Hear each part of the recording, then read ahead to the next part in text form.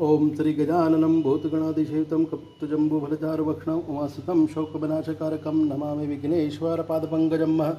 ओम वक्रतुण्डमहाकाय सूर्यकोटिसमप्रभ निर्विघ्नं कुरु देव सर्वकार्येषु सर्वदा। ओम श्री संकटमोचन स्तोत्रं नारदवाचमणं शेषादेवं गौरीपुत्रं विनायकं भक्तावासं स्मरनित्ये कामसिद्धे।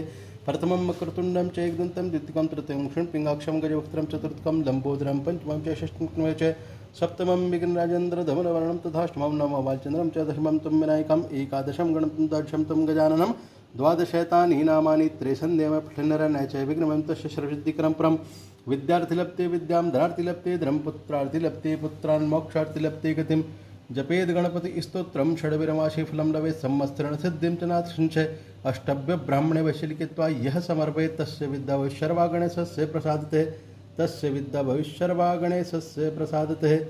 ओम श्री गंगणेशाय नमः। ओम श्री गंगणपते नमः। हरि ओम।